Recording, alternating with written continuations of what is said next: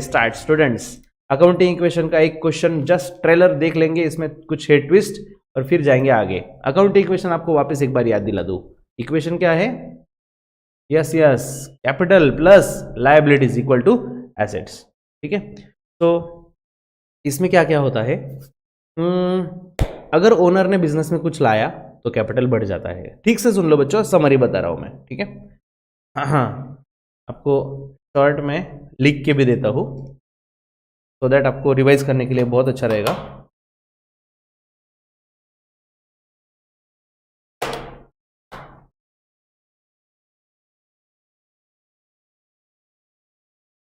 ये ओनर, ये business.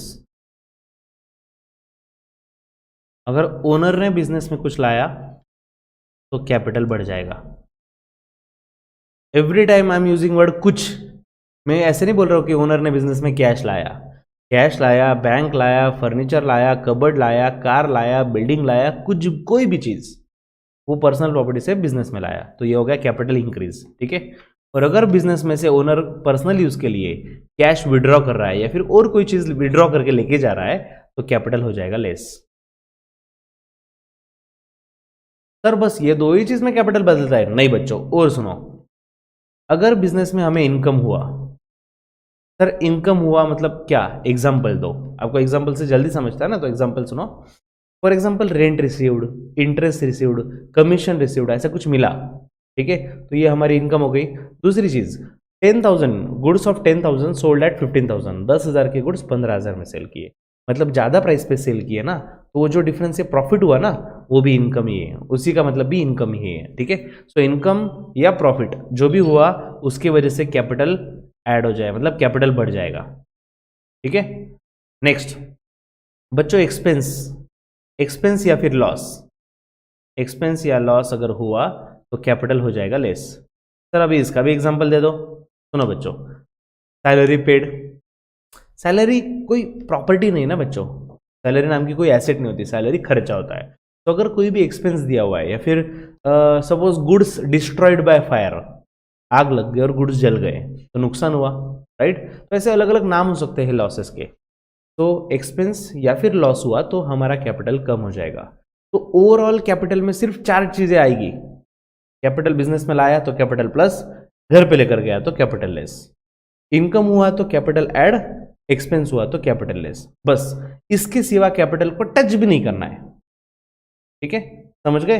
Next, उसी इक्वेशन में, एक अकाउंटिंग इक्वेशन में क्या है? Capital plus liability. अब बात करते हैं लायबिलिटीज के बारे में। ठीक है,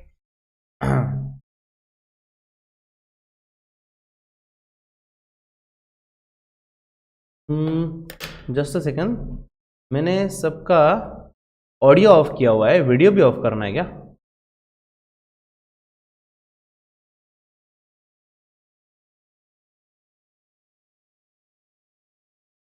हो गए सबके ऑफ है? किए है ना, मैंने वीडियो ऑफ किए है। करना दिख रहा है क्या अभी भी? फ्रेंड्स, आप ये छोटी छोटी चीज़ें आप आपके लेवल पे कर लो यार। ये मतलब ये बताना और मुझे करना पड़े तो ये थोड़ा सा फुलिशनेस दिख रहा है आपका। ठीक है, ऐसा कुछ करो मत। ठीक है, अब कर लो ऑफ। नेक्स्ट, अब मैं बात कर रहा हूँ बच्चों लायबिलिटी के बारे में। लायबिलिटी इंक्रीज होती है कब? अगर फॉर एग्जांपल मैंने किसी से लोन लिया। ओके, लोन लिया, जैसे example is loan borrow from bank, किसी से पैसे लिए। ओके, या फिर मैंने उधारी पे कुछ परचेस किया, goods purchased on credit. Credit मतलब उधारी, तो मैं गुड्स खरीद के लेकर आया लेकिन पैसे दिए क्या? नहीं, पैसे देना बाकी है ना, तो ऐसे केस में लायबिलिटी इंक्रीज होता है। ठीक है, तो एक तो लोन टेकन रहा, लोन टेकन, या फिर क्या है दूसरा, लोन लिया मैंने या फिर उधारी पे गुड्स लिए, क्रेडिट परचेस। क्रेडिट परचेस कोई भी चीज़ हो, अगर आपने क्रेडिट पे बाय की है, क्रेडिट परचेस, अगर इन दोनों में से अगर कुछ है तो समझ जाओ आपकी लायबिलिटी बढ़ जाएगी, लायबिलिटी इंक्रीज हो जाएगी। नेक्स्ट, अगर लोन पेड, फॉर एग्जाम्पल हमें दिया हुआ है कि loan paid repayment made of loan of ₹20,000, for example 20,000 का लोन रीपे कर दिया, ठीक है। तो ऐसे केस में अरे मुझे किसी को 50,000 देने थे, मैंने अगर उसको 20 दे दिए तो अब सिर्फ 30,000 बचे ना, इसका मतलब लायबिलिटी कम हो जाएगा, समझ रहे हो। या फिर क्रेडिट परचेस, नहीं क्रेडिट परचेस का कोई संबंध नहीं, क्रेडिट परचेस का कोई संबंध नहीं, बस अगर किसी को पेमेंट किया तो लायबिलिटी कम हो जाएगा।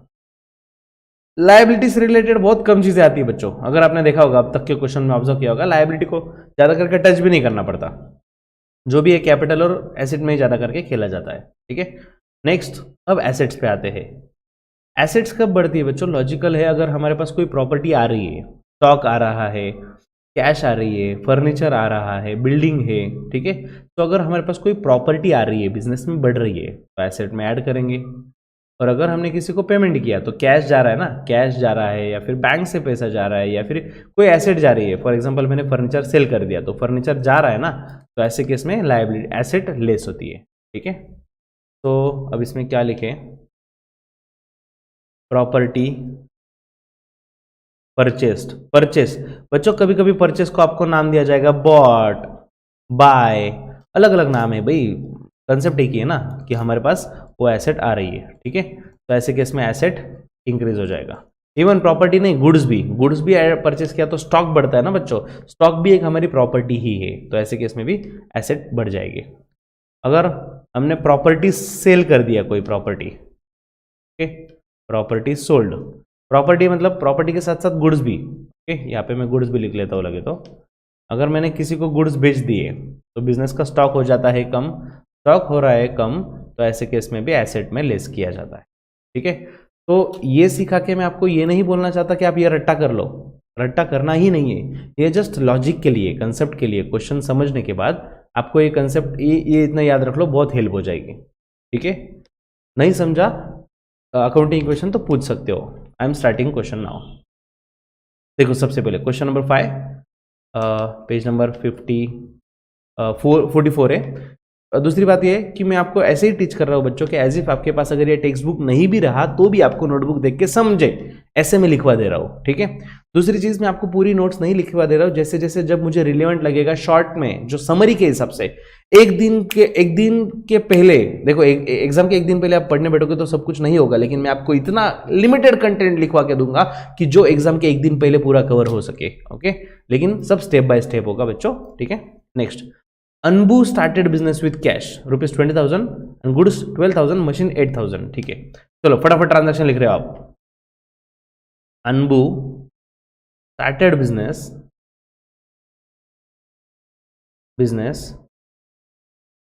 with cash ₹20,000, goods ₹12,000 and machine ₹8,000, ठीक है। चलो अभी अनबू जो भी एक पर्सन है जिसने बिजनेस स्टार्ट किया हुआ है, ओनर हुआ हुआ बिजनेस का, ठीक है, उन्होंने बिजनेस में क्या क्या लाया, कैश लाया, राइट। बिजनेस में कैश आ रहा है मतलब बिजनेस की एसेट 12,000 से बढ़ रही है, ठीक है। दूसरा और क्या लाया बिजनेस में, अरे सॉरी 20,000 है ना cash, just a second, cash 20,000 है सर, उन्होंने 12,000 के गुड्स भी लाए, ओके, मतलब 12,000 से स्टॉक बढ़ जाएगा, अगेन 12,000 से एसेट भी बढ़ जाएगा, स्टॉक बढ़ रहा है मतलब एसेट बढ़ रहा है। मशीन, सर 8,000 का मशीन भी लाया उन्होंने घर से, बच्चों 8,000 से अगेन एसेट बढ़ रहा है।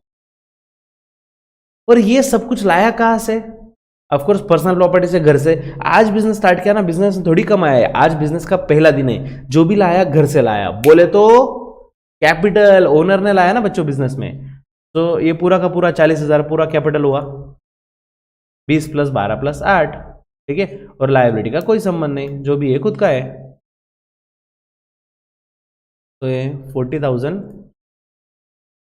प्लस कुछ नहीं, यहाँ पे 0 = 40,000, ओके। वापस बोल रहा हूँ आपको, प्रेजेंटेशन पे ज्यादा फोकस ना करें, आपको एग्जाम में ऐसे 4-5 क्वेश्चन आने वाले, एक ही अकाउंटिंग क्वेश्चन आएगा अब, ओके। अब बस आपको समझना चाहिए कहाँ पे प्लस माइनस करना है। Next, purchase goods from Ramani on credit 7,000,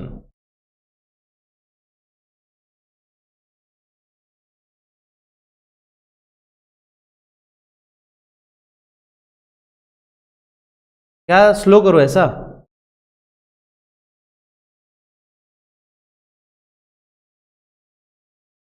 okay, purchase goods from Ramani on credit ₹7,000। बस आप राइटिंग की रफ्तार मेंटेन रखो, ठीक है। कंसेप्ट के लिए मैं टाइम दूंगा, लेकिन अभी ट्रांजेक्शन लिखना है ना, फॉर एग्जांपल फटाक से हो जाना चाहिए। Now purchase goods from Ramani, Ramani नाम का कोई तो भी पर्सन है जिससे हमने गुड्स लिया और क्लियर दिया है ऑन क्रेडिट, बोले तो उधारी पे लिए। बच्चों उधारी हो या कैश, गुड्स तो आए ना, तो हमारा स्टॉक तो बढ़ रहा है, तो एसेट 7,000 से बढ़ जाएगी। लेकिन वो रमानी भाई को पैसा देने का है ना यार, फ्यूचर में पैसा देना है। आज क्या बढ़ जाएगा? कर्जा है ना हमारे लिए, तो यस, लायबिलिटी 7,000 से बढ़ जाएगी। देखो यहाँ पे मैंने अभी जस्ट लिखा था, देखो क्रेडिट परचेस मिला, इसका मतलब क्या, लायबिलिटी बढ़ जाएगी।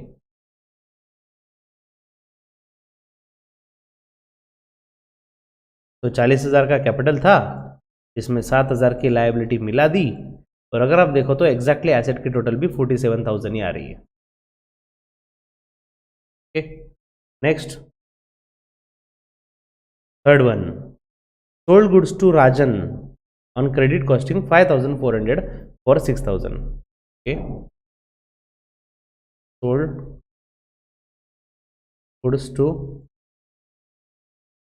राजन ऑन क्रेडिट, ओके, उधारी पे बेचे, कॉस्टिंग 5,400 फॉर ₹6,000। ओके, 5,400 के गुड्स 6,000 में बेचे हमने राजन को, ठीक है। बच्चों एक एक सोचेंगे, सोल्ड गुड्स मतलब हमसे क्या गया, गुड्स जा रहा है, राइट, मतलब स्टॉक गया ना, बिजनेस का स्टॉक जा रहा है, बोले तो एसेट जा रही है, कितने का गया सर? एसेट हमारा स्टॉक तो गया 5,400 का, राइट, लेकिन कैश आया? नहीं नहीं सर, कैश नहीं आया है, तो उधारी वाला ट्रांजैक्शन उन्होंने बोला हुआ है, क्रेडिट पे है। बच्चों कितना पैसा आने वाला है राजन से? 6,000, राइट। अरे नहीं नहीं, मुझे पता है आज नहीं आया कैश, लेकिन फ्यूचर में तो पैसा लेना है। अगर किसी से मुझे पैसा लेना है, मेरे लिए वो एसेट है, डेटर है ना बच्चों, से डेटर बोलते हैं हम, कस्टमर जिससे पैसा लेना है बोले तो डेटर्स, ठीक है। तो ओके ओके, एक ट्रांजेक्शन रह गया, नो प्रॉब्लम, अभी इस पे ध्यान दो। तो 6,000 से बढ़ जाएगा एसेट, क्यों? क्योंकि मुझे उससे 6,000 लेने हैं। बच्चों 5,400 की चीज 6,000 में मैं सेल कर रहा हूं, कितना हुआ profit? Of course 600 rupees profit हुआ, और प्रॉफिट होने के बाद हमारा कैपिटल बढ़ जाता है, कैपिटल में ऐड कर दिया, ये आ गया 40,600, और उसमें ये 7,000 जैसे ये आप ऐड कर दोगे, और यहाँ पे देखो 47 थे, इसमें 6 ऐड हो गए, मतलब 53,000, और 53 में से 5,400 वापस गए, मतलब अगेन कहाँ पे आया है, कितना आ रहा है, 600 रुपये ऐड करना है ना सिर्फ, 47,600। देख लो बच्चों आप, दोनों टोटल ऑफ कोर्स ये हॉरिजॉन्टल वर्टिकल दोनों टोटल मैच होने वाली, ओके। मैंने ट्रांजैक्शन कौन सा वाला, ये वाला, ओके ओके, इंपॉर्टेंट ट्रांजैक्शन छूट गया मेरे से। Payment made to Ramani in full settlement 6,900, fourth one लिख लो अभी, हो कोई फर्क नहीं पड़ता बच्चों ऊपर नीचे लिखने से। या फिर ऐसा करो, यहाँ पे नंबर 4 और यहाँ पे बाद में 3 दे दो, okay. Payment made to Ramani in full settlement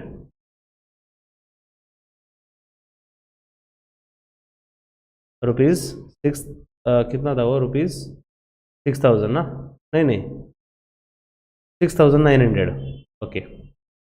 बच्चों अब ये फुल सेटलमेंट होता क्या है, आपने सुना होगा ना बच्चों, फुल एंड फाइनल सेटलमेंट। हम किसी शॉप में गए, हम बोलते हैं भाई 1,000 में नहीं, ये 500 में दे, बोलता नहीं नहीं नहीं ऐसा करो 900 में ले लो, नहीं भाई ऐसा नहीं 600 में दे दे, तो कहीं ना कहीं 800 पे सेटल हो गया, राइट। तो ये फुल एंड फाइनल सेटलमेंट, इसका मतलब इसके आगे कुछ हम देने नहीं वाले भाई, 1,000 की चीज 800 में ली तो 200 रुपये डिस्काउंट हो गया, ठीक है।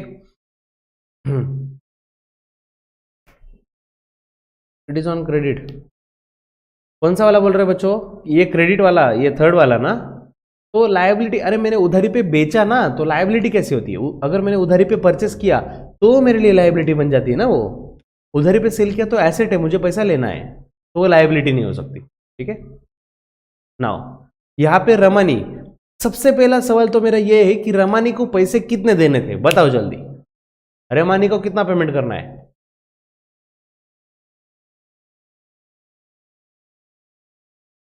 7,000 देखो सेकेंड ट्रांजेक्शन देख लो, आपको समझ जाएगा। परचेस कितने के गुड्स किए थे हमने? 7,000 के, मतलब रमानी भाई को 7,000 रुपए देने के थे। डन। अब इन्होंने क्या बोला, हमने पेमेंट किया 6,900। नॉर्मली हम क्या बोलते हैं कि 7,000 में से 6,900 दिए, मतलब 100 रुपए बाकी। लेकिन हाँ, बाकी नहीं, उन्होंने आगे दिया फुल सेटलमेंट, बोले तो इधर ही किस्सा खत्म। ओके, मुझे देने थे 7,000, मैंने दिए 6,900, मतलब मेरे साइड से कैश कितना जा रहा है? सिर्फ 6,900।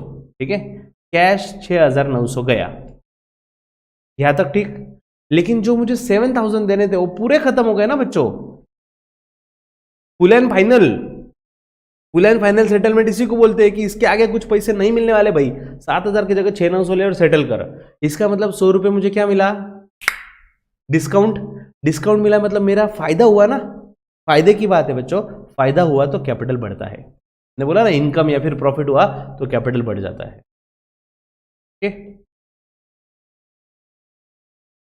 करेंगे ऐड, देखते हैं क्या होता है। Yes,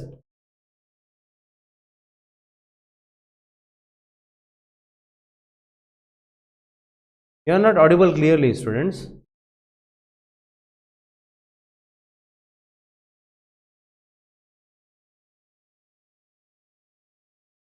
it is which account? Cash discount. Okay okay okay, it is cash discount बच्चों। कैश डिस्काउंट देखो, दो टाइप के डिस्काउंट है ना, ट्रेड और कैश। तो यहां पे मुझे डिस्काउंट कब मिला? कैश देते टाइम मिला ना डिस्काउंट। जब मैं कैश दे रहा हूं, no doubt original transaction credit पे था, ओके, वो बात अलग। लेकिन जब एक्चुअल में पेमेंट करते टाइम डिस्काउंट मिला, इसे बोलते हैं कैश डिस्काउंट। ठीक है, yes it is cash discount. में से 7 गए, कितना आएगा वो? 40,700। हाँ ठीक है, यस। तो मतलब दिमाग में क्लियर कर लो, ऐसा नहीं होता कि हर बार सिर्फ परचेस करते टाइम कैश में किया तो उसे कैश डिस्काउंट बोलते हैं, ऐसा नहीं है। परचेस क्रेडिट पे किया, लेकिन पेमेंट करते टाइम जब बार्गेनिंग करते हैं, जब सेटलमेंट करते हैं, वो वाला कैश डिस्काउंट। ठीक है, आई होप यहां तक क्लियर है। नेक्स्ट, और ये फोर्थ वाले में, अगर ये लास्ट वाला जो हुआ उसमें अगर डाउट होगा तो आगे और एक ट्रांजेक्शन ऐसा होने वाला है, तो बी पेशेंट, इसी क्वेश्चन में होने वाला है। नेक्स्ट, फोर्थ वाला हो गया ना, साजन राजन को हमने गुड सेल किए। अब फिक्स फिफ्थ वाला देखो, received from Rajan 5,800 in full settlement of his account. तो रिसीव्ड फ्रॉम राजन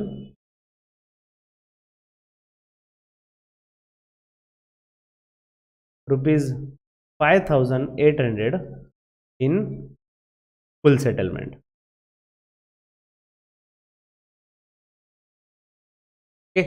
चलो भाई, राजन, पहली बात तो मुझे ये सोचना पड़ेगा राजन से कितने पैसे लेने थे, बताओ बच्चों, कितने लेने थे?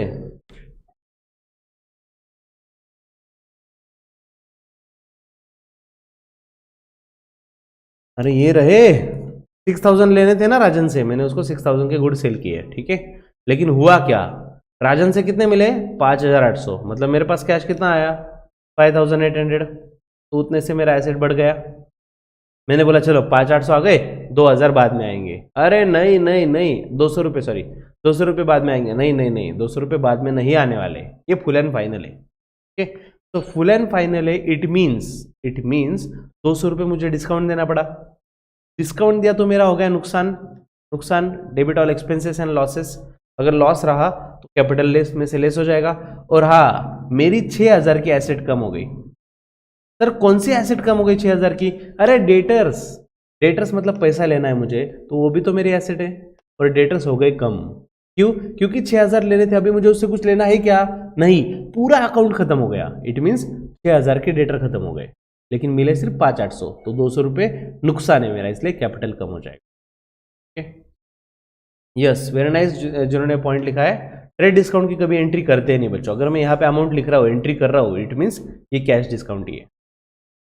और ट्रेड डिस्काउंट होता क्या है बेसिकली, बल्क बल्क में परचेस किया आपने, ट्रेडर ने होलसेल में क्वांटिटी में बाय किया, तब उसको जो डिस्काउंट दिया जाता है उसे बोलते हैं ट्रेड डिस्काउंट। ओके, और यस पूरे बुक्स ऑफ अकाउंट्स में कहीं पे भी उसका रिकॉर्डिंग नहीं होता, सिर्फ वो कैलकुलेशन के लिए काम में आता है, 5 तक का 10 तक का जो भी रहेगा वो माइनस करने के लिए काम में आता है, लिखते कहीं पे नहीं है अकाउंट्स में। Okay, next last one, wages outstanding ₹400, wages outstanding ₹400, मस्त क्वेश्चन लिया इन्होंने वेजेस आउटस्टैंडिंग ₹400।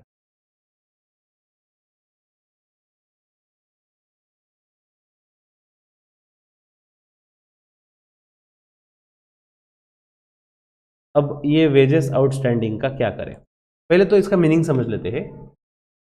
वेजेस आउटस्टैंडिंग मतलब वेजेस पे करना बाकी है, ठीक है। तो क्या पता आपको वेजेस लेना बाकी हो, अरे हम किसी लेबर का अकाउंटिंग नहीं करते, हम बिजनेस का अकाउंटिंग करते हैं, वेजेस हमेशा हमें देना पड़ता है लेबर को, समझ रहे हो, एम्प्लॉय को, लेबर को, जो भी बोलो। तो 400 रुपये वेजेस आउटस्टैंडिंग है।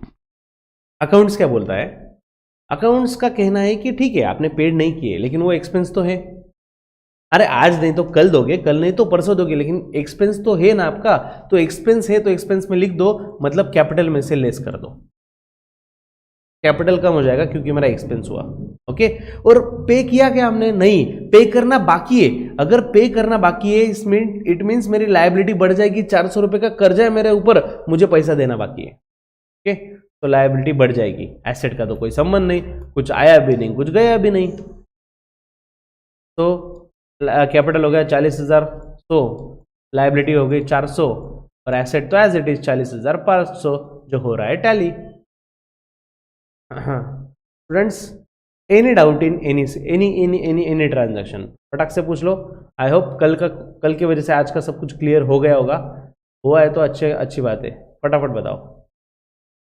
नो डाउट, ओके, अगर आप कुछ नहीं पूछ रहे मतलब नो डाउट मैं कंसीडर कर रहा हूं और मैं आगे जा रहा हूं। Drinks break.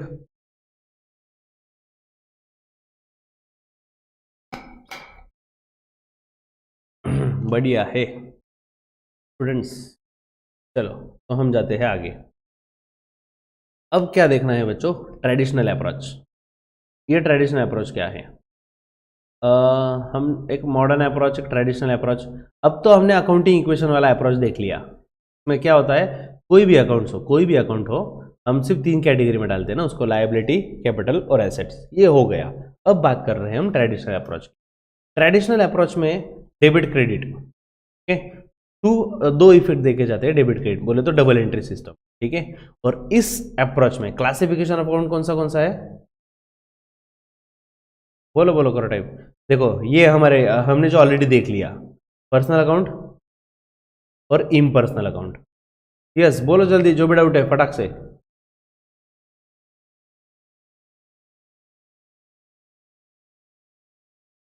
क्या डिस्ट्रीब्यूशन है, हाँ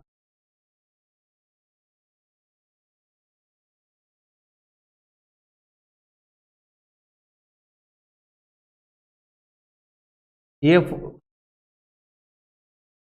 ये ये बुक में क्वेश्चन है, ठीक है, ये अभी हमने सॉल्व किया। हाँ तो उसमें कौन सा वाला देखो, मैं कौन से ट्रांजैक्शन की बात कर रहे हो आप,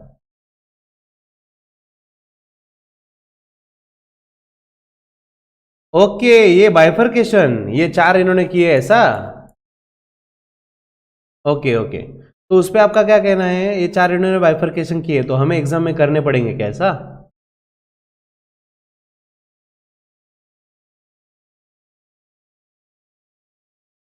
ये राइट है। आपको एग्जाम में सिर्फ एसेट, कैपिटल, लायबिलिटीज, ये मैं आपको है ना प्रैक्टिकल जो आपके एग्जाम में आया था ना पिछले एग्जाम में, वो क्वेश्चन दिखा दूंगा आपको, ठीक है। हाँ मैं आपको क्वेश्चन, एग्जाम का क्वेश्चन दिखा दूंगा, आपके एग्जाम का डायरेक्ट, वो पंचायत एग्जाम जो थी ना, पंचायत अकाउंट असिस्टेंट वाली, तो क्वेश्चन पेपर आप देख लेना है, फिर मैं दिखा दूंगा, आपको समझ जाएगा, मैंने जो सिखाया वही फॉर्मेट में आता है, ठीक है। बच्चों मैं आपके सब क्वेश्चन नहीं लूंगा, लेकिन सब क्वेश्चन सॉल्व करने के कैपेबल बनाऊंगा, ये मेरी गारंटी, डोंट वरी। यस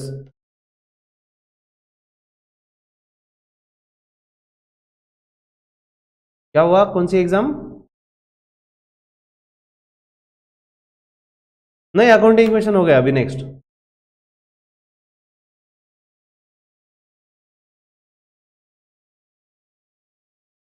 ये ऑलरेडी डिफिकल्ट अभी जो देखो, इसमें ओवरऑल हमने बहुत 3-4 क्वेश्चन कवर कर लिए।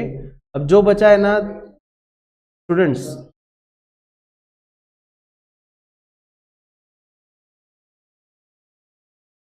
ठीक है ना, तो मैं वही बोल रहा हूँ, देखो मैंने 3-4 क्वेश्चन लिए, ठीक है।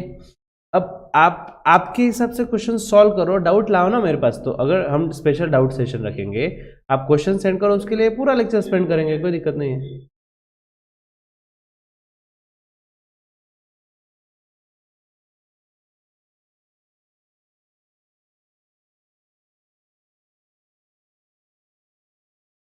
तो कौन सा क्वेश्चन बोल रहे हो आप, ये वाला?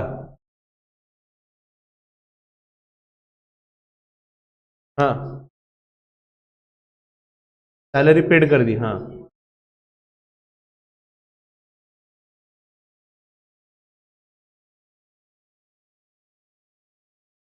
हाँ,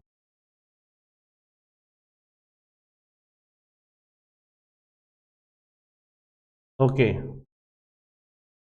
ठीक है। स्टूडेंट्स, आपका कहना ऐसा है कि देखो ट्रांजैक्शन कैसे कैसे होते हैं।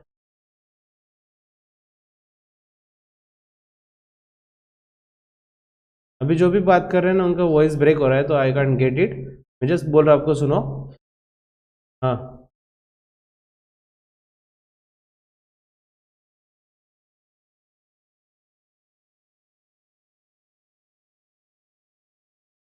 यस, ठीक है ना, ठीक है, सुनो।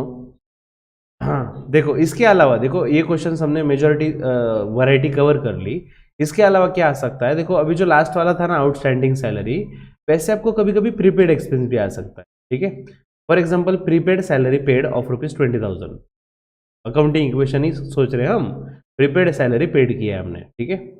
तो बच्चों, अगर दोनों में फर्क समझ लो, मैं आपको कंपैरेटिवली बता रहा हूँ, एक सैलरी पेड और दूसरा प्रीपेड सैलरी पेड।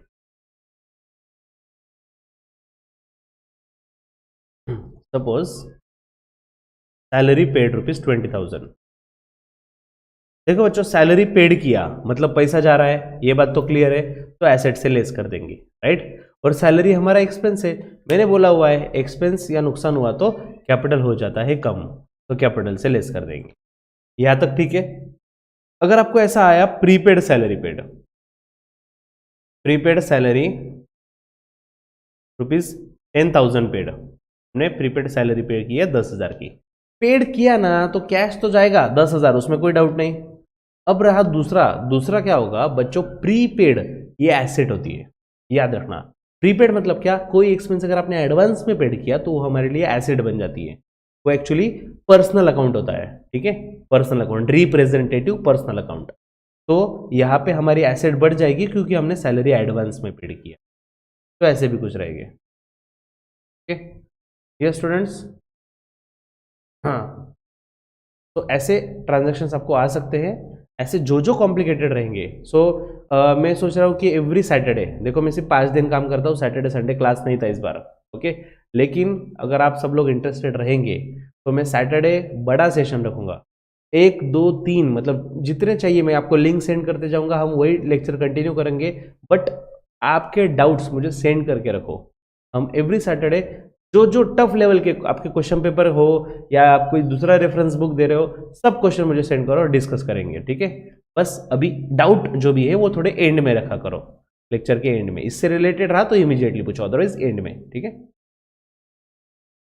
क्योंकि कैसा है, मैं आपको वही बोल रहा हूँ वापिस, मैंने 50 भी क्वेश्चन लिए तो आपको एग्जाम में 51 वाला आने वाला है, ठीक है। तो आपको क्वेश्चन नहीं सब कवर होगे, कंसेप्ट सब कवर होगी, कंसेप्ट मिस हो गई तो मुझे बोल देना। Now classification of account, students 2 type के क्लासिफिकेशन है, पर्सनल अकाउंट और इम्पर्सनल अकाउंट। अब पर्सनल अकाउंट मतलब क्या, देखो अकाउंट्स रिलेटिंग टू पर्सन, मतलब ये ऑलरेडी हुआ है इसलिए मैं आपको थोड़े से स्पीड से बता रहा हूँ। अकाउंट्स रिलेटेड टू पर्सन, ठीक है। तो कोई भी पर्सन से रिलेटेड अकाउंट रहा, पर्सन नेचुरल भी हो सकता है, नेचुरल पर्सन मतलब आप में, विनोद, मालिनी, जो भी है, we are natural person, human beings, ठीक है। उसके बाद artificial person account, artificial person मतलब क्या? देखो मेरा नाम है कुणाल कटारिया, ओके, सीए कुणाल कटारिया, मैं हूं नेचुरल पर्सन। और के कॉमर्स एकेडमी ये मेरा क्लास है, या फिर कॉग्निटिव एकेडमी, ये कॉग्निटिव एकेडमी नाम का कोई ऐसा वाला पर्सन नहीं है, ये एक क्लास है, नाम ही है लेकिन किसी इंस्टीट्यूशन का, किसी हॉस्पिटल का, किसी बिजनेस का, तो ये होता है आर्टिफिशियल पर्सन। ठीक है, नेक्स्ट रिप्रेजेंटेटिव पर्सनल अकाउंट। अब ये रिप्रेजेंटेटिव पर्सनल अकाउंट क्या होता है एग्जैक्टली? देखो बच्चों, अगर कोई एक्सपेंस हमने एक तो एडवांस पे पेड किया या फिर पेड करना बाकी रहा, ठीक है, एडवांस में पे किया तो उसका एग्जांपल मैंने आपको जस्ट बताया,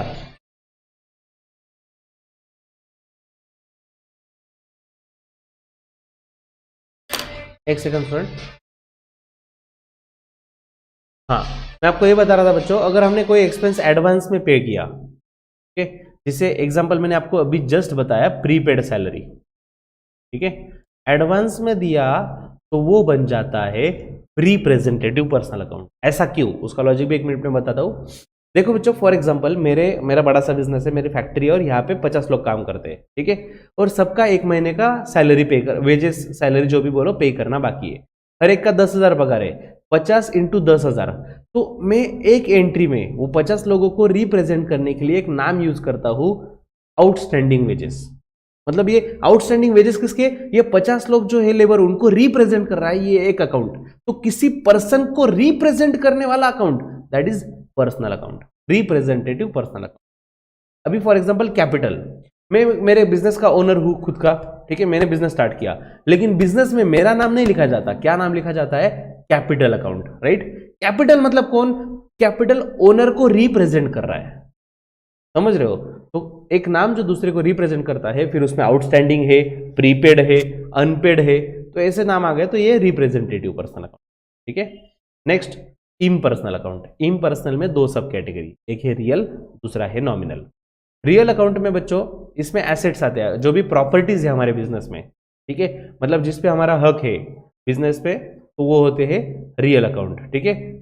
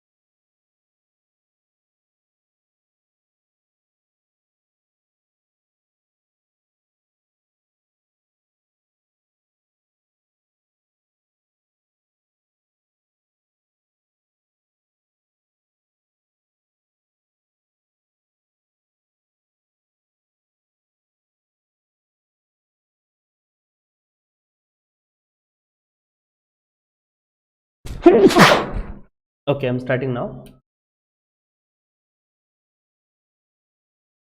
स्टूडेंट्स, तो हम बात कर रहे थे इसके बारे में, रियल अकाउंट के बारे में। ठीक है, रियल अकाउंट सब प्रॉपर्टी एसेट जो भी है, उसमें भी दो सब कैटेगरी दी हुई है, सब कैटेगरी जिस जो है first is tangible real asset, दूसरा intangible. Tangible means which we can see, which we can touch, which we can feel. ठीक है, तो यस ये टेबल दिख रहा है, फर्नीचर दिख रहा है आपको, पीछे लैपटॉप दिख रहा है, स्क्रीन दिख रही है, ये बिल्डिंग दिख रही है, ये सब कुछ दिखने वाली चीज है टेंजिबल अकाउंट। ठीक है, टेंजिबल रियल अकाउंट्स मतलब रियल अकाउंट की ही सब कैटेगरी। और दूसरा इनटेंजिबल मतलब मेरे बिजनेस का नाम, रेपुटेशन, गुडविल, ट्रेडमार्क, कॉपीराइट, ये सब चीजें जो हमें दिखते नहीं है, उसको फिजिकल एग्जिस्टेंस नहीं है। ठीक है, हाँ आता हूँ उस पर। Next nominal account. Nominal account में बच्चों डाउट लास्ट वाले 10 मिनट्स में पूछना, ये डाउट लास्ट वाले 10 मिनट में मुझे याद देना। I will give you time. Nominal account की बात चल रही है बच्चों। नॉमिनल मतलब क्या? एनी एक account related to expense, loss, income, gain. ठीक है, तो सैलरी है, वेजेस है, रेंट है, इंटरेस्ट है, तो जो भी एक्सपेंस या इनकम से रिलेटेड है, जो सिर्फ नाम के लिए है। यस,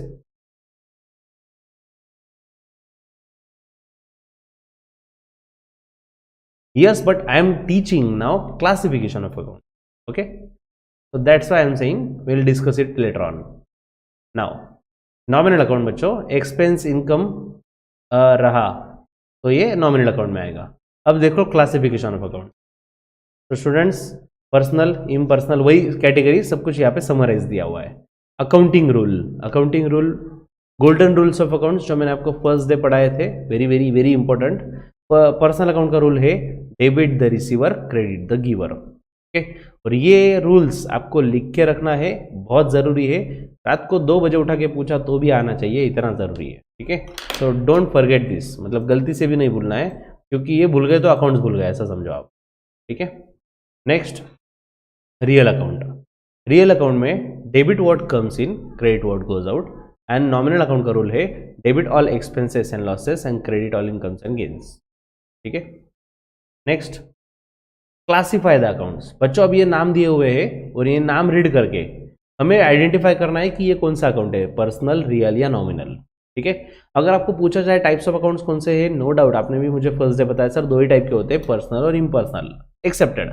लेकिन जब कैटेगराइज किया जाता है, क्लासिफाई किया जाता है, तो रियल, नॉमिनल, पर्सनल, ये 3 ही याद रखो।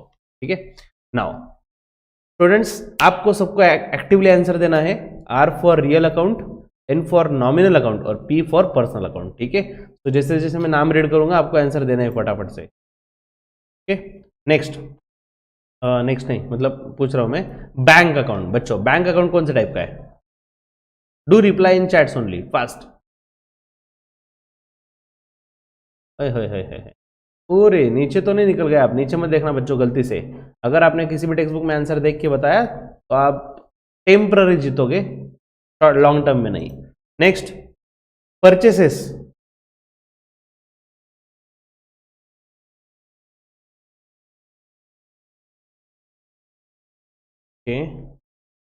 परचेसेस, अरे बच्चों देख लो यार, परचेसेस है नॉमिनल अकाउंट, जिसने भी रियल अकाउंट बोला याद रखो। ठीक है, गलती हो गई, लेकिन परचेस हमारा खर्चा होता है ना बच्चों, हमने गुड्स परचेस किया। ठीक है, गुड्स परचेस किया, ये हमारे लिए हमेशा एक्सपेंस रहेगा, नॉमिनल अकाउंट है। सर अगर फर्नीचर परचेस किया तो? बच्चों अगर फर्नीचर परचेस किया ना तो नाम में परचेस अकाउंट कभी लेता ही नहीं, डायरेक्ट फर्नीचर अकाउंट नाम आता है, तो फिर वो रियल अकाउंट हो जाता है। समझ रहे हो, सिर्फ गुड्स परचेस करने के बाद ही परचेस अकाउंट होता है। नेक्स्ट कैपिटल, बोलो बच्चों कैपिटल। यस यस यस, अरे नहीं नहीं है, आर नहीं, आर नहीं, आर नहीं, पी, पी राइट है। पर्सनल मैंने बोला, ओनर, ओनर को रिप्रेजेंट करने वाला, ओनर एक पर्सन है और उसको रिप्रेजेंट करने वाला अकाउंट, ये हो गया capital account. Next carriage inward. Sir इसका मीनिंग क्या होता है? कैरेज इनवर्ड मतलब बच्चों अगर मैंने गुड्स कहीं से परचेस किए तो परचेस करते टाइम जो ट्रांसपोर्टेशन का खर्चा लगा, that is carriage inward. Carriage मतलब ट्रांसपोर्टेशन, इनवर्ड मतलब गुड्स आ रहे हैं, आउटवर्ड मतलब जा रहे हैं। ठीक है, तो गुड्स परचेस करते टाइम का खर्चा, तो सबने राइट दिया आंसर, ट्रांसपोर्टेशन का खर्चा बोले तो nominal. Next cash account. Sir ये तो एकदम सर एकदम पक्का याद आ रहा है सर, बहुत पहले से पता था। यस हमारी एसेट होती है कैश, नाम का कोई पर्सन नहीं होता, पर्सनल अकाउंट कैसे होगा यार। ठीक है, yes it is real account. Next outstanding wages. Outstanding wages.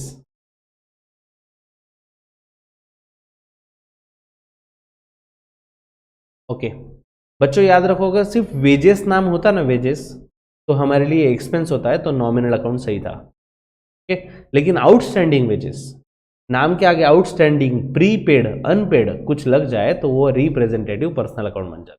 ठीक है नेक्स्ट, चंद्रू।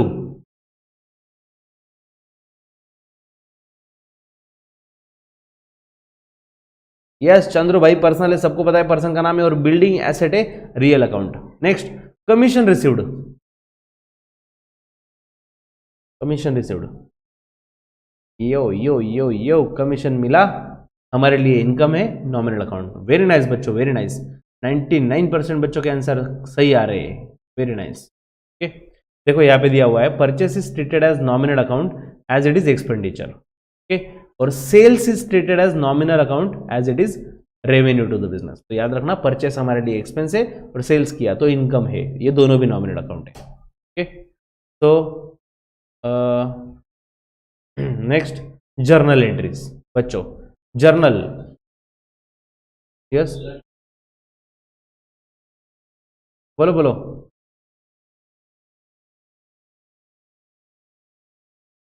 गुड्स अगर हमने,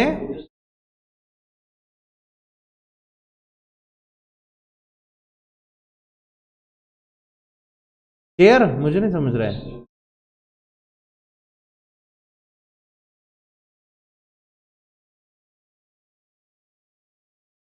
चैरिटी, ओके हमने गुड्स फ्री में डिस्ट्रीब्यूट कर दिया, ऐसा ना?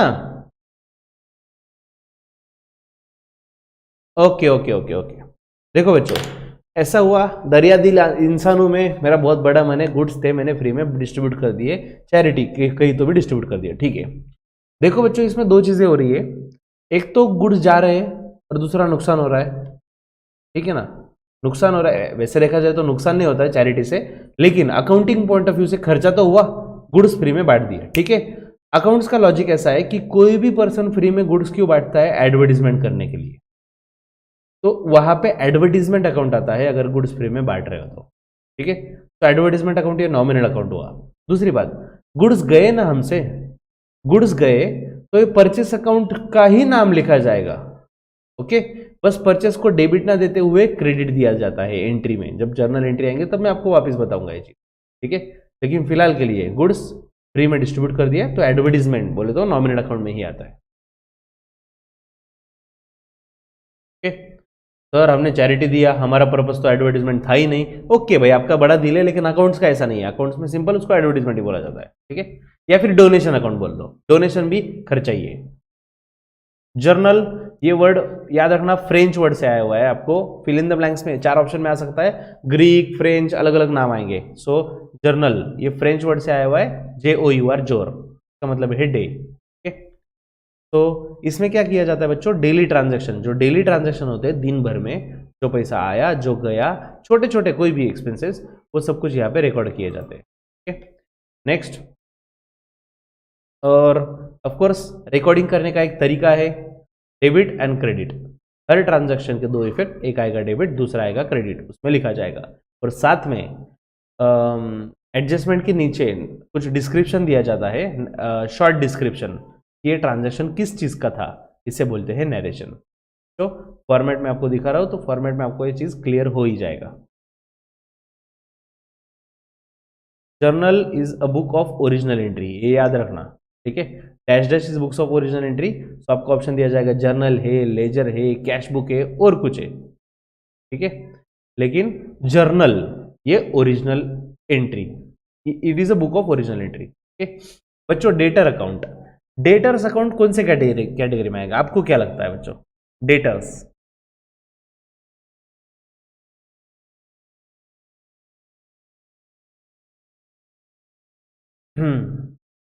ओके क्या बात है बच्चों, debtors is a personal account. ठीक है, डेटर्स मतलब क्या बच्चों? डेटर्स मतलब ऐसे कस्टमर जिससे मुझे पैसे लेना है। ऐसे मेरे 25 कस्टमर है जिनसे मुझे पैसे लेना है, तो ये 25 लोगों को रिप्रेजेंट करने वाला एक अकाउंट है जिसका नाम है डेटर। लेकिन सर वो तो हमारी एसेट है, हमें उससे पैसा लेना है। यस बच्चों, वो मेरी एसेट है। सुन लो ठीक से, हर एसेट रियल अकाउंट नहीं होता। अगर मुझे किसी पर्सन से पैसा लेना है, ये बात है, मेरी एसेट है, वो भी मैं खुद बोल रहा हूं। क्योंकि अगर आपने देखा होगा अकाउंटिंग इक्वेशन में भी मैंने दिखाया था, डेटर बढ़ते हैं तो मैं एसेट पे ऐड करता हूं, सही बात है। लेकिन पर्सन इन्वॉल्व है ना वहां पे, तो वो पर्सनल अकाउंट, ठीक है। वैसे ही क्रेडिटर्स मतलब सप्लायर, जिसको मुझे पैसे देने हैं। 5 सप्लायर है जिनसे मैं माल खरीदता हूं, तो ये 5 को रिप्रेजेंट करने वाला एक अकाउंट है क्रेडिटर अकाउंट, वो भी पर्सनल अकाउंट, ठीक है। डेटर अकाउंट भी और क्रेडिटर अकाउंट भी, दोनों पर्सनल अकाउंट, ठीक है। बस याद रखना, डेटर्स ये एसेट है और क्रेडिटर ये लायबिलिटी, ठीक है। नेक्स्ट, फॉर्मेट ऑफ जर्नल का फॉर्मेट देखो बच्चों ऐसा होता है, date, particulars, LF, debit amount rupees और क्रेडिट अमाउंट रुपीज, ठीक है। तो सर हमें फॉर्मेट याद रखना पड़ेगा, लर्न करना पड़ेगा, ड्रॉ करना पड़ेगा। प्रैक्टिस के लिए कर सकते हैं लेकिन एग्जाम के लिए नहीं। एग्जाम के एक दिन पहले फॉर्मेट के पास देखने की जरूरत नहीं है, आपको फॉर्मेट नहीं पूछा जाने वाला, आपको एंट्री पूछी जाएगी, ओके। तो डेट कॉलम में ऑफकोर्स हम डेट लिखेंगे, क्रोनोलॉजिकल ऑर्डर बोलते हैं उसे। क्रोनोलॉजिकल ऑर्डर मतलब क्या, डेट वाइज, जो ट्रांजेक्शन पहले हुआ वो पहले लिखा जाएगा, जो बाद में हुआ बाद में लिखा जाएगा, ठीक है, date wise. Next, particulars column में ही एंट्री करेंगे, किस अकाउंट को डेबिट देना है और किस अकाउंट को क्रेडिट, वो पर्टिकुलर्स में लिखा जाएगा। नेक्स्ट, उसके बाद LF का मतलब क्या है, लेजर फोलियो का मतलब है लेजर फोलियो, तो नीचे लिखा होगा, यस ये रहा लेजर फोलियो। लेजर फोलियो का मतलब क्या, देखो बच्चों हर एंट्री जो जर्नल में लिखी जाती है, तो हाँ फोलियो का मतलब पेज नंबर, ठीक है, फोलियो का नंबर मतलब पेज नंबर। तो हर एंट्री जो जर्नल पे लिखी जाती है वो बाद में लेजर में पोस्ट की, ट्रांसफर की जाती है, उसे बोलते हैं पोस्टिंग, ठीक है। तो ये जिस पेज पे लिखी जर्नल से, जर्नल वाली एंट्री लेजर के कौन से पेज पर लिखी, वो पेज नंबर मतलब LF लेजर फोलियो नंबर। आज तक मुझे कभी वो CA कंप्लीट हो गया मेरा, कभी आज तक LF काम में नहीं आया, आपको भी शायद नहीं आएगा, ठीक है। Next, debit column, credit column, of course वहां पे अमाउंट लिखेंगे, तो डेबिट कौन से अमाउंट को कितने अमाउंट को देना है और क्रेडिट कितने अमाउंट को, ठीक है। बैलेंसिंग बच्चों, एक्चुअली बैलेंसिंग लेजर का पार्ट है, फिर भी आपको बता देता हूं, आपने पूछा है तो। Why it is there before, नहीं समझा आपका क्वेश्चन, बैलेंसिंग का मैं बता रहा हूं बच्चों। लेजर हम आगे सीखेंगे, अभी जर्नल सीख रहे हैं ना, जर्नल के बाद लेजर होता है। लेजर का एक फॉर्मेट होता है जिसमें टोटल ली जाती है, दोनों साइड की टोटल लेनी पड़ती है, ठीक है। और टोटल लेने के बाद डिफरेंस निकालना पड़ता है, कौन से साइड में कितने कमा रहे हैं, इसे बोलते हैं बैलेंसिंग, ठीक है, जो हम लेजर के टाइम करेंगे। नेक्स्ट, जर्नलाइजिंग के steps, different types of journal entries, अरे बाप रे अच्छी एंट्रीज दी है। नाउ पर्सनल अकाउंट, रूल याद रखना बच्चों, ठीक है, सबके सब रूल याद रखना। Before making ledger, why if is there when it is entered sir. Students you can speak, जिसका डाउट है बोलो डायरेक्टली।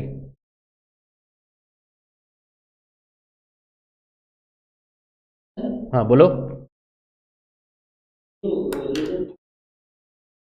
हाँ लेजर फोलियो होता है, हाँ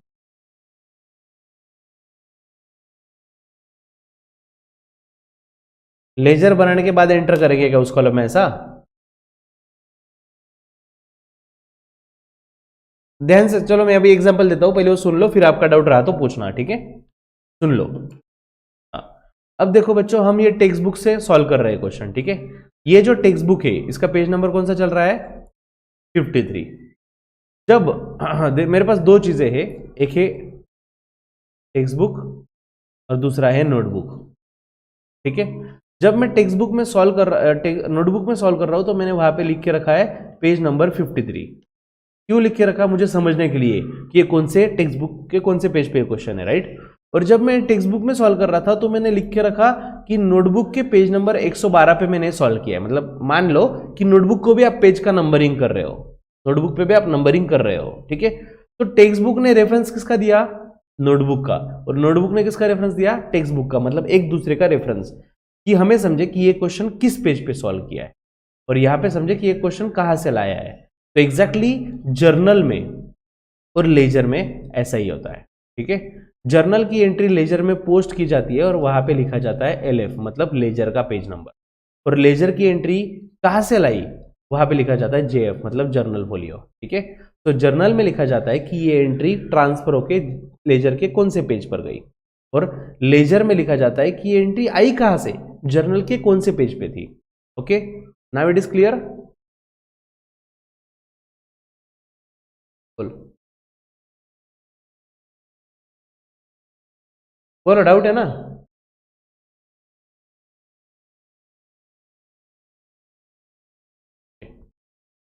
बस एक दूसरे का रेफरेंस देने के लिए होता है, वो कभी काम में नहीं आता।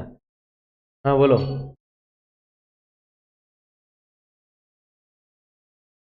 लेजर है क्या बनता है?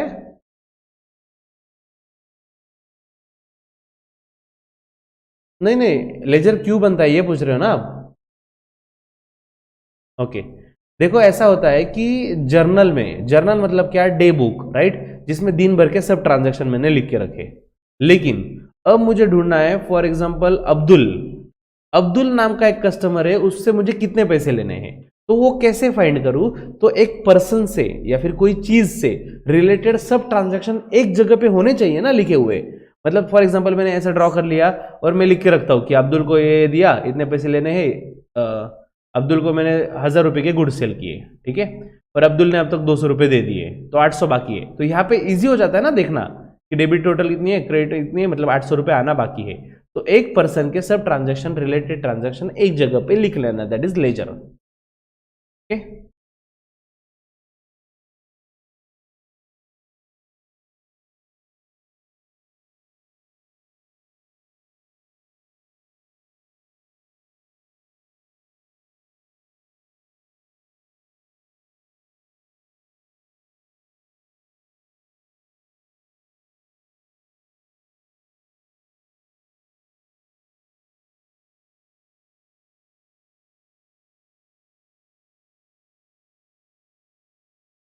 वही तो,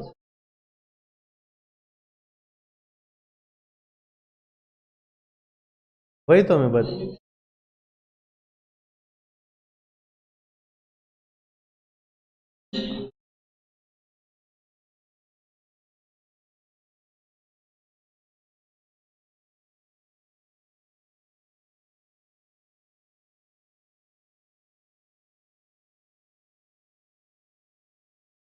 स्टूडेंट्स, आपने जो बोला मैंने भी वही बोला कि एक पर्सन से या एक चीज से रिलेटेड, फॉर एग्जांपल परचेस से रिलेटेड सब ट्रांजैक्शन एक जगह पे लिख लिए, सेल्स से रिलेटेड एक जगह पे लिख लिए, सैलरी से रिलेटेड एक जगह पे लिख लिए, इसी को तो बोलते हैं लेजर, ठीक है। वो अलग अलग अकाउंट हो सकते हैं। तो अब मैं बात कर रहा हूँ जर्नल के बारे में फ्रेंड्स। हाँ, फाइनली हम लेजर जर्नल पे पहुंच गए जहां से मैं स्टार्ट करने वाला था, ठीक है। जर्नल, बच्चों ये अकाउंटेंट का काम है और ये बहुत सिंपल फंडा है, अगर आपको जर्नल आ जाए तो बहुत। यस,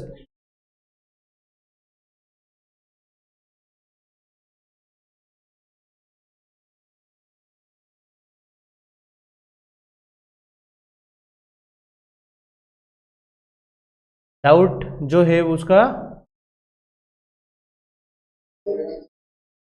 डाउट, डाउट है ना, तो डाउट तो मैं डिस्कस करने वाला हूँ।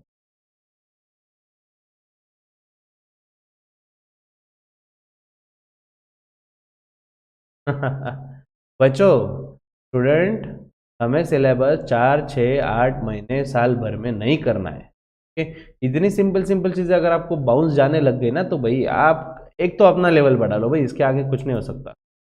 अपने को टाइम ऑलरेडी लिमिटेड मिल रहा है।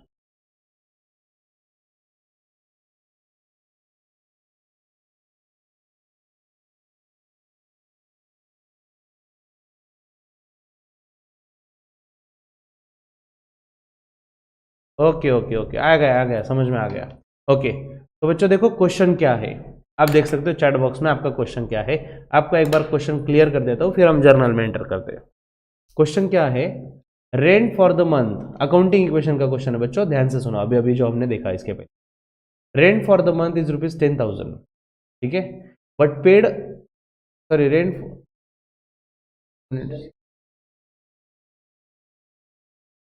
ओके, हाँ हाँ हाँ हाँ। ऐसा है क्या, पक्का ऐसा ही है ना? कोई प्रॉब्लम नहीं, मतलब इसका भी सोल्यूशन मिल जाएगा, ठीक है। देखो, rent for the month is, हाँ, 1000।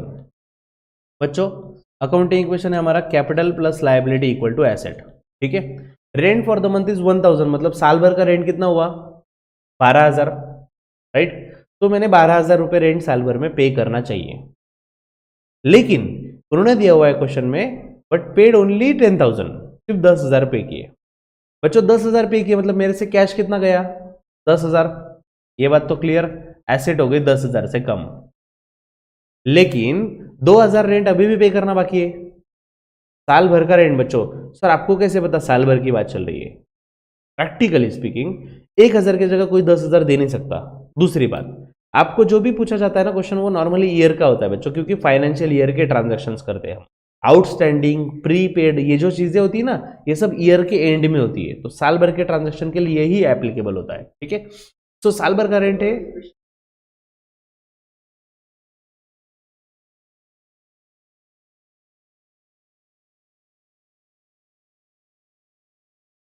हाँ ना, तो साल भर का ही सब कुछ किया जाता है ना। यस। तो बच्चों, 12 महीने का 12,000 रेंट हुआ, तो मेरा खर्चा कितना हुआ? 12,000। एक्सपेंस है ना रेंट, तो कैपिटल 12,000 से हो जाएगा कम, राइट। लेकिन लेकिन 12,000 से मैंने सिर्फ 10,000 पे किए, 2,000 अभी भी पे करना बाकी है, तो ये मेरी लाइबिलिटी, ये कर्जा है, तो मेरा कर्जा 2,000 से बढ़ गया, मेरी लाइबिलिटी। देख लो, 12 में से 2 गए, निगेटिव 10,000 हो रहा है टैली, ओके। तो साल भर का रेंट 12,000 मेरा खर्चा है, एक्सपेंस था इसलिए कैपिटल से लेस। दूसरी चीज, कैश सिर्फ 10,000 का है, उतना ही लेस किया, और 2,000 लाइबिलिटी। बोलो।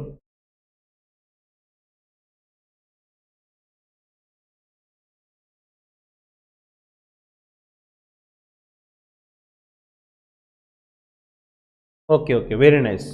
चलो, अच्छा अच्छा सोचती है आपकी, गुड गुड, कोई प्रॉब्लम नहीं, ठीक है। तो स्टूडेंट्स, आपको समझ गया कि एक्सपेंसेस इनकम जो भी है, आउटस्टैंडिंग, प्रीपेड, ये जो होती है ना कंसेप्ट, सब साल भर के लिए होती है, ठीक है। अच्छा डाउट था, मस्त था, ऐसे क्वेश्चन पूछते जाओ, बस उसकी नॉर्मली लिंक ब्रेक मत होने दो, मैं सब कुछ कवर करूंगा। चलो नेक्स्ट। अब ट्रांजैक्शन पे सबका ध्यान है। Somu commences printing business with cash ₹50,000। Somu भाई ने बिजनेस स्टार्ट किया, 50,000 रुपये कैश लाया। बिजनेस में क्या आ रहा है? कैश। और ओनर ने लाया ना बच्चों, दो अकाउंट बन गए, दो अकाउंट बन गए। एक आया कैश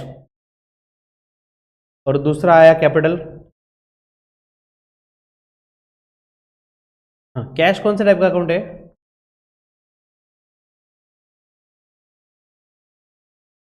यस, रियल अकाउंट। और इसका रूल क्या है बच्चों रियल अकाउंट का? Debit what comes in, credit what goes out, okay. तो यहां पे बिजनेस में कैश आ रहा है, तो बिजनेस में कैश आ रहा है, कम्स इन है, इसलिए कैश को हम डेबिट देंगे, ओके। और कैपिटल अकाउंट तो पर्सनल अकाउंट है, अभी अभी आपने बताया कुछ देर पहले, ओनर को रिप्रेजेंट करता है। एंड पर्सनल अकाउंट का रूल है debit the receiver credit the giver. यहाँ पे ओनर पैसे देने वाला है ना, पैसा दे रहा है सोमू भाई, तो गिवर है इसलिए उसको आएगा क्रेडिट, ये हो जाएगी जर्नल एंट्री, ठीक है। बच्चों, ये देखो एक सिस्टमैटिक फॉर्मेट, अगर आपको बहुत सिस्टमैटिक फॉर्मेट पसंद है, फॉर्मेट में लिखना फेवरेट है आपका, तो ये रहा टेबल, ठीक है। लेकिन मैं आपको रेफर करूंगा, आपकी एमसीक्यू वाली एग्जाम है, तो फॉर्मेट का टेंशन लेने की जरूरत है ही नहीं, ओके। डेबिट किसको और क्रेडिट किसको, ये क्लियर समझ लो।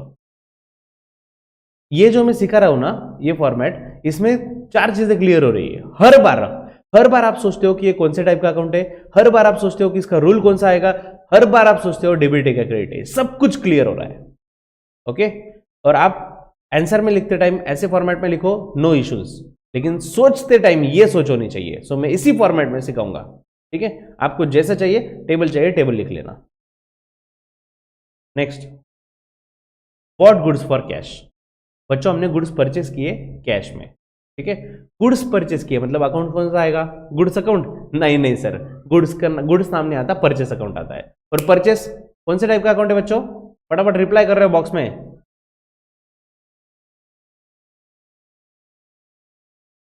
यस,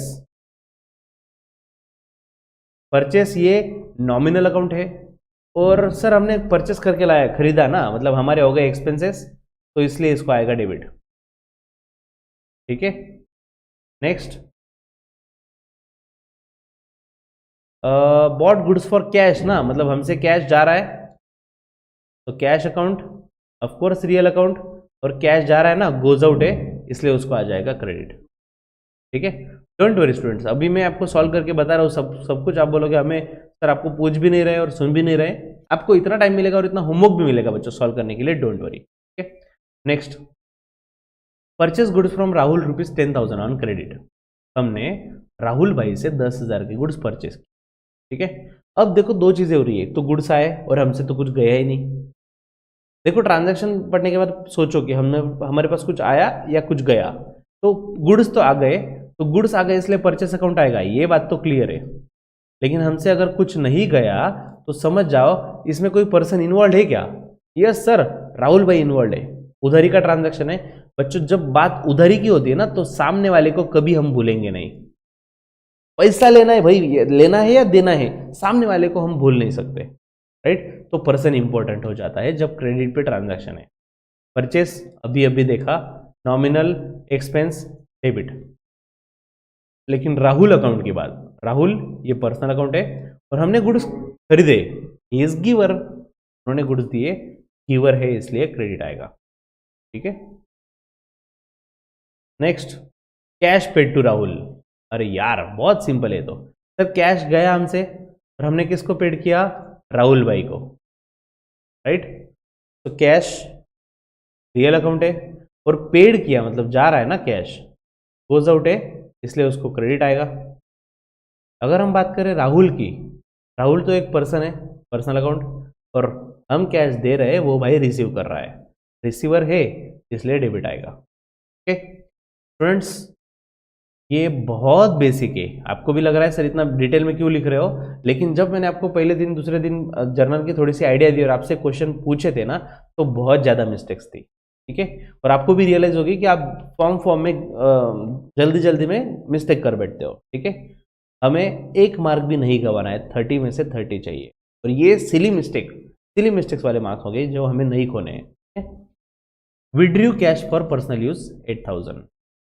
बच्चों हुआ क्या, कैश विड्रॉ किया पर्सनल यूज के लिए। ठीक है, विड्रॉ किया मतलब घर पे लेकर गए ना, तो बिजनेस में से तो कैश जा रहा है, तो एक अकाउंट आ गया कैश अकाउंट, एक अकाउंट आ गया कैश अकाउंट। दूसरा, बच्चों पैसे विड्रॉ किए और क्लियर दिया हुआ है पर्सनल यूज के लिए। पर्सनल यूज के लिए मतलब आपके पर्सनल लाइफ के लिए, अपने पर्सनल एक्सपेंसेस के लिए पैसे लेके जा रहे हैं। याद रखो, बिजनेस में पैसा लाया तो कैपिटल और ले गए तो ड्राइंग्स। ठीक है, तो ड्राइंग्स अकाउंट आता है, D for drawings, D for debit. Drawings account को हमेशा डेबिट आएगा, हमेशा। और C for capital, C for credit, capital account को क्रेडिट होता है। Okay, now drawings account means क्या? पर्सनल एक्सपेंसेस, पर्सनल पर्पस के लिए बिजनेस में से कैश लेकर गया, फर्नीचर लेकर गया, गुड्स लेकर गया, जो भी लेकर गया, पर्सनल पर्पस था ना, तो ड्राइंग्स अकाउंट।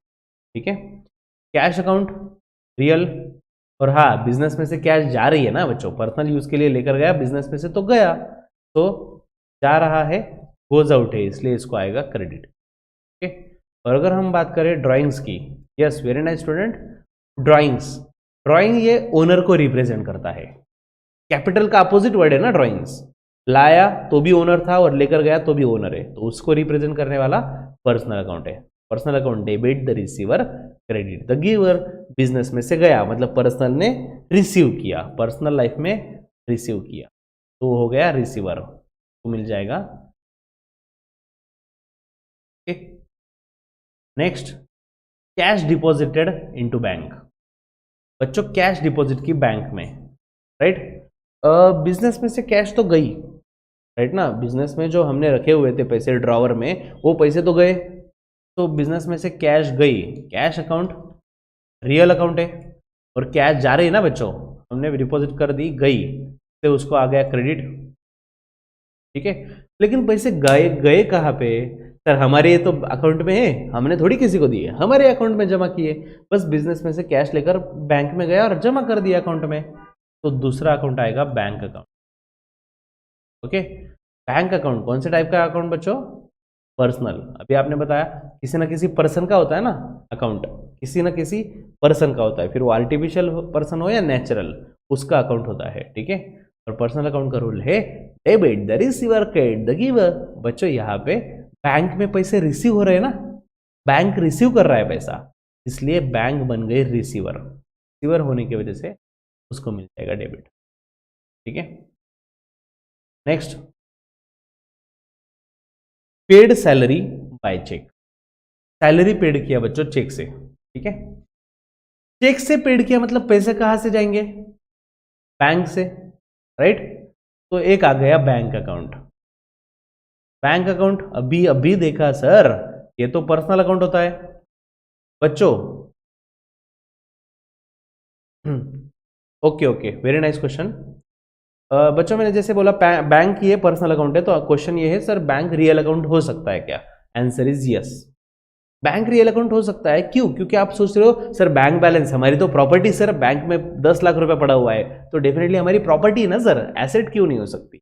यस हो सकता है, लेकिन मैंने आपको बोला हर एसेट रियल अकाउंट नहीं होता, समझ रहे हो? हर रियल अकाउंट अगर है, देखो सेंटेंस क्या बोल रहा हूं, every real account is asset, true, but every asset is real account, false. Bank में बैलेंस है, मेरी एसेट है ना, इट डजंट मीन कि वो रियल अकाउंट ही होगा, समझ रहे हो? क्योंकि यहां पे पर्सन इंपॉर्टेंट है, किसी ना किसी पर्सन का अकाउंट है, पर्सन इंपॉर्टेंट है, इसलिए वो पर्सनल अकाउंट है, ठीक है। तो बैंक ये पर्सनल अकाउंट है, और बैंक से मैंने पेड किया है सैलरी, तो बैंक दे रहा है ना पैसा, मेरे अकाउंट में से पैसे जा रहे हैं, तो बैंक इज गिवर। तो बैंक गिवर होने की वजह से हम इसे दे देंगे क्रेडिट, ठीक है। लेकिन यार क्यों दिए हमने पैसे? सैलरी, सैलरी नाम से पैसे दिए, यस, तो सैलरी नाम लेना पड़ेगा। पैसे तो गए, सैलरी के नाम पे दे दे रे बाबा, दे दिया रे बाबा सैलरी। सैलरी अकाउंट बच्चों, सैलरी कौन सा अकाउंट है? रियल नहीं, एसेट तो नहीं है, पर्सन नहीं नहीं, किसी पर्सन का नाम थोड़ी है। यस यस यस, ये नॉमिनल अकाउंट है। क्यों? क्योंकि हमारा एक्सपेंस है, क्योंकि सैलरी हमने पे किया ना बच्चों, खर्चा है, तो हमारे लिए एक्सपेंस है, debit all expenses and, okay. Next,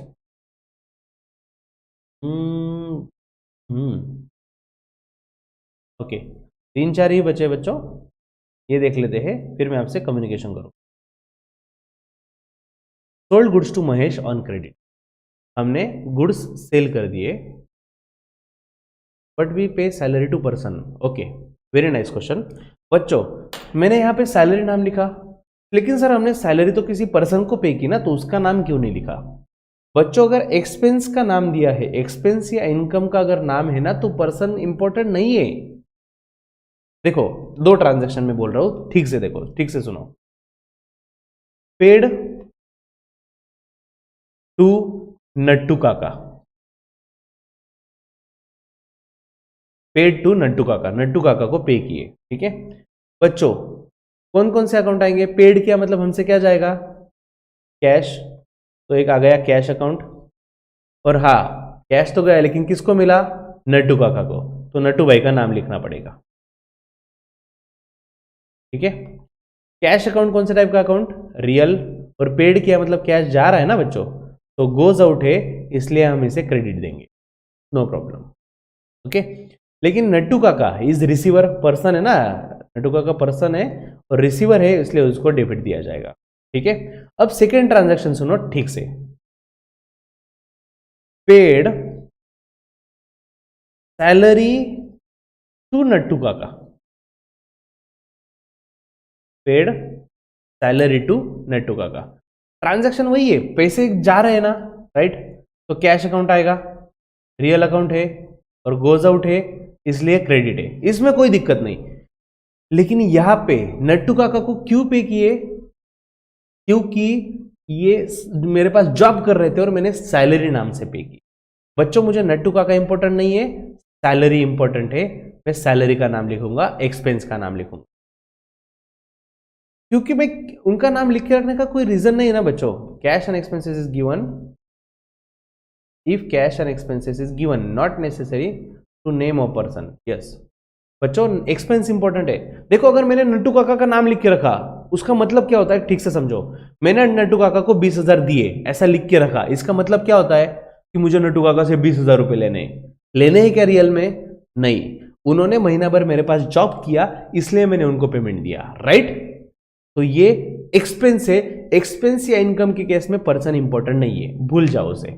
अगर फ्यूचर में उससे कुछ लेना देना होने वाला है तो पर्सन का नाम लिखो।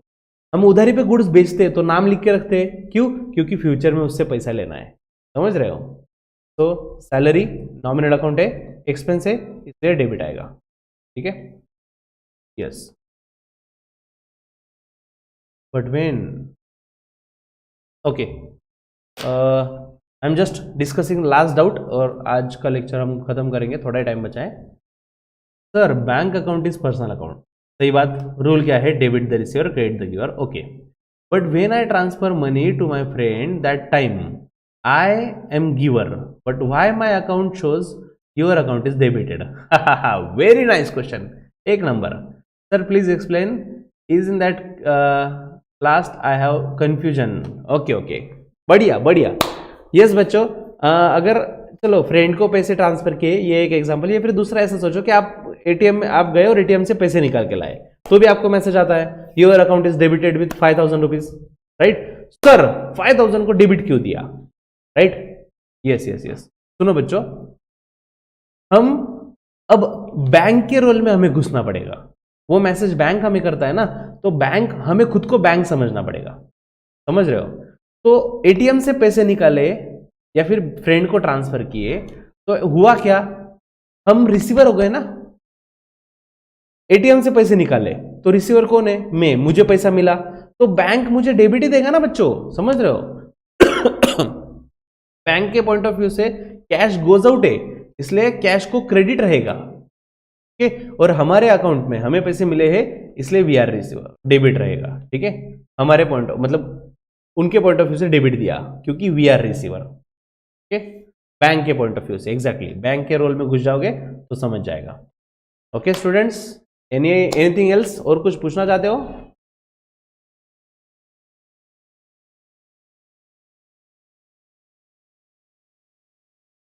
नथिंग, क्या बात है स्टूडेंट्स। आज अकाउंटिंग इक्वेशन के मैंने पीडीएफ दी हुई है, सॉल्व करिए। हम इसका डिस्कशन वीकेंड सैटरडे के दिन करेंगे, आप सॉल्व करके रखो, ठीक है। सैटरडे को हम पूरा डिस्कशन करेंगे। चलो बच्चों, जय हिंद, जय Bharat, keep studying and take care, bye bye.